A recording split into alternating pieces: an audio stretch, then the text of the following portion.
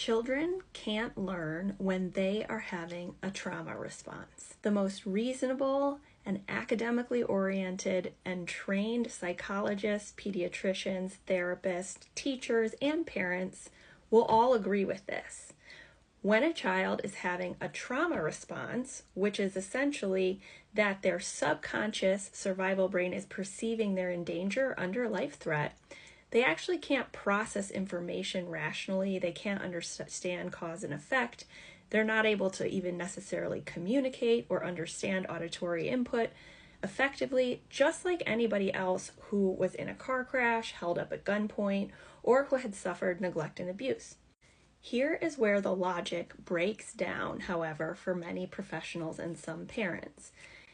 They cannot suspend disbelief around the fact that their neurodivergent child on a subconscious level is neurocepting, danger or life threat, because they can't see anything happening.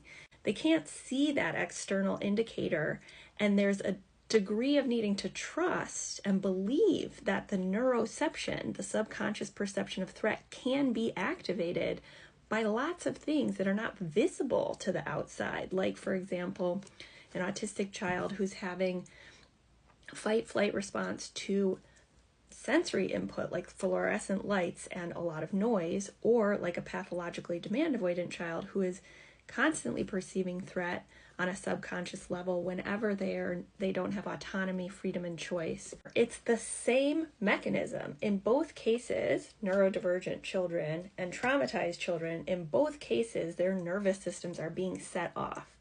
And yet, the parenting strategies and the evidence-based therapeutic strategies are still focusing on acting as if they're in their frontal lobe where they can actually learn.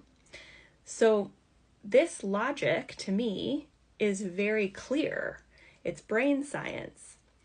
And so I would like to invite anyone watching this to consider that maybe the right approach is to treat these, quote, behavioral responses as a trauma response, to be supported and prevented over the long term with accommodations, instead of reacting to it as if it's under the kid's conscious control and trying to make them not have the trauma response.